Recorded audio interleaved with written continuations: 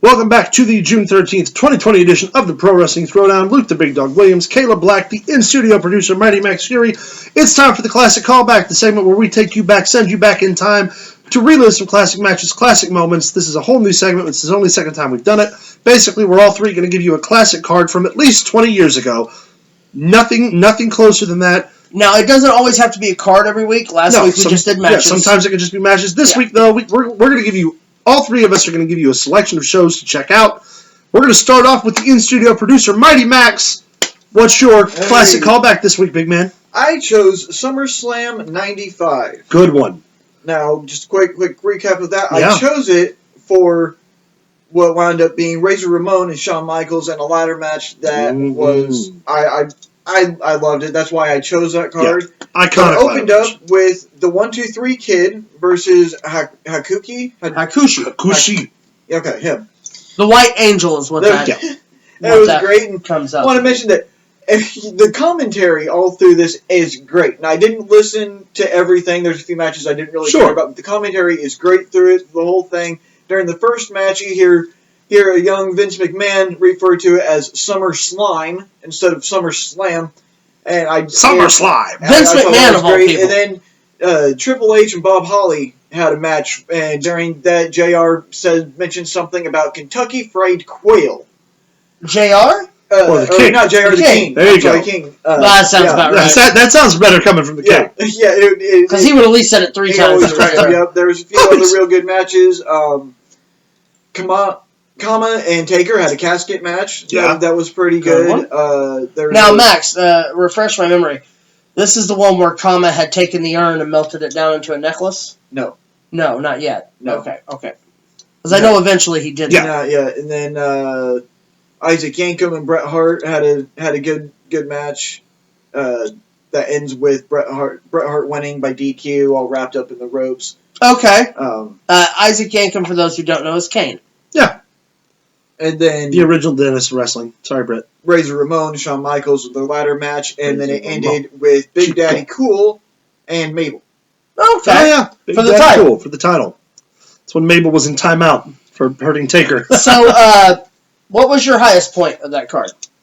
Probably when Razor Ramon's at the top of the ladder, because he's the tallest guy there is. That's pretty high up there. Yeah, he's 6. At that time, in boots, he probably would have been close to 6'7". I get what he's saying. Yeah, I know. I get it. No, I know. What was the high of the card? Really, probably the ladder match. Of course. And, can't go wrong with Michaels and Razor. And I really enjoyed that opening match with the 1-2-3 Kid. Oh yeah. I really like him. Yeah. I always liked him. Low part of the card.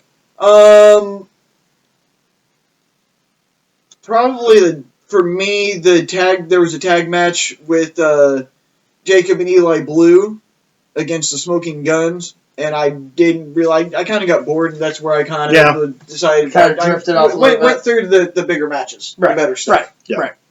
But I recommend watching that. Again, that's SummerSlam 95. Find that on the network or on YouTube, Dailymotion, whatever video service you use. Caleb, what you got? My classic callback of the week is actually Great American Bash 95, WCW on the other end of the pool, because I'm a huge Great American Bash fan. I just love every Great American Bash. Has always featured 2 of my top favorite wrestlers from when I was a kid, obviously Sting and Ric Flair in the early days. Matches featured were Harlem Heat defeating the Fantastics, who were actually substitutions for the Rock and Roll Express, but they couldn't work because they had a contract this week with the NWA. The second match featured Sergeant Craig Pittman defeating Scott D'Amore. Dick Slater and Bunkhouse Buck defeated Barry Houston and Frankie Lancaster. Okay. Alex Wright defeated... you good over there? Yeah, we're good. All right. Alex Wright defeated... Oh, where did it go? I lost my page. Sorry, Brian Pillman. And this is like Wonder Kid Alex Wright. So it was right in that time period. Dave Sullivan defeats DDP in an arm wrestling match. Arm wrestling match? Which breaks out to a little bit of a scrap. Jim Duggan defeated Pittman. That would have been good. Harlem Heat then goes on to defeat Dick Slater and Bunkhouse Buck.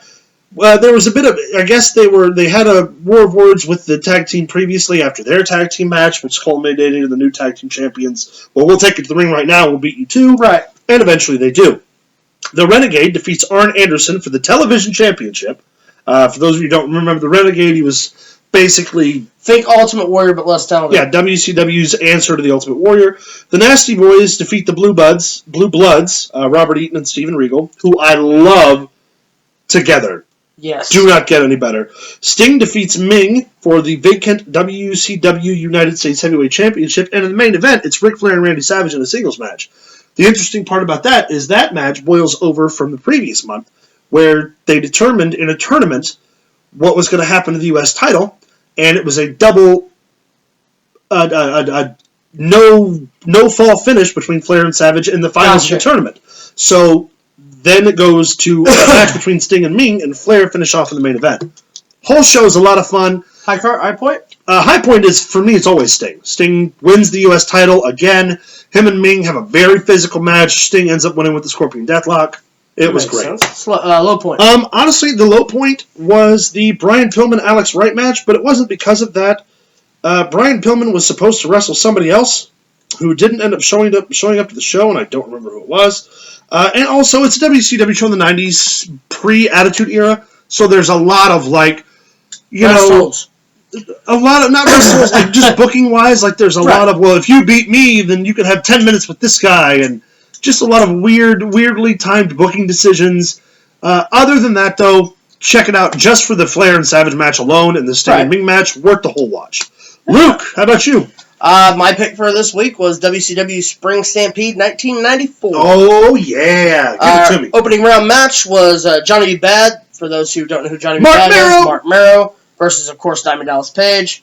Defeats DDP with actually a roll-up from behind thanks to a referee's kick off the ropes. Yep. Pretty much what you would expect it to be. 5 minutes, 55 seconds. Second match of the card was Lord Steven Regal with Sir William, defending the television championship against Brian Pillman.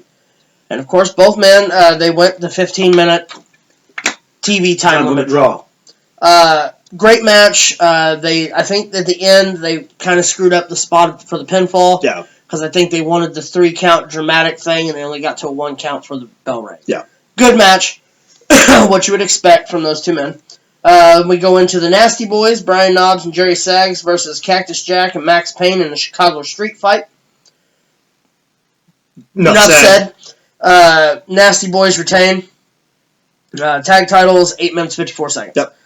We went into next, the United States Heavyweight Champion, stunning Steve Austin, with Colonel Parker. Defeats the Great Muta by disqualification. What a good match. 16 minutes, 20 seconds. Goes for a clothesline on... Muta kicks Parker off the apron. Steve Austin runs at him. Muta backdrops him over the top rope. Of course, in 94, you couldn't do that. Disqualification. Champion retains the belt for being thrown out of the ring. Yep. Good match, though. Yeah, great match. Great hard-hitting match. After that, Sting challenges Rick Rude for the WCW International World Heavyweight Championship, which was basically...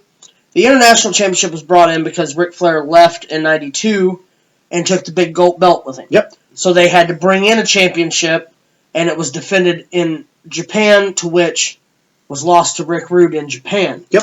Because it was in Japan and Ric Flair had come back with the big world title, it was considered the International Championship. Yep. But it was still the big gold belt. It was the same title belt, but was called something else. Yeah, instead of calling it the world title, they called it the International Rude. Harley Race comes out at the beginning of the match before it starts, says, care which one of y'all win. Yep. Vader has next. Sting, of course, punches him in the face, throws him out of the ring. Anyway, we go 12 minutes, 50 seconds. Sting wins with the Scorpion Deathlock. Well, jump down here to the main event. We're going to run all on time here in a minute. Oh, yeah, well, we're almost there anyway. Next match, Bunkhouse match. Bunkhouse Buck versus Dustin Rhodes. 14 minutes, 11 seconds. Dustin Rhodes takes it. I love Dustin Rhodes. Vader defeats the Big Boss Man in a singles match, 9 minutes, 2 seconds. And, of course, the main event, Ric Flair versus Ricky the Dragon Steamboat for the WCW World Championship. Fought to a double pin at 32 minutes and 19 seconds. High point. High point, Flair and Steamboat. That's right. Actually, you know what? No. F that. Regal and Pillman.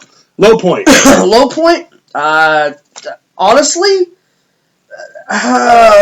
Vader and the Big Boss Man just because you kind of already knew what was going to happen. That's fair. But a great show. I suggest you check out Spring Stampede 94, Great American Bash 95, SummerSlam 95.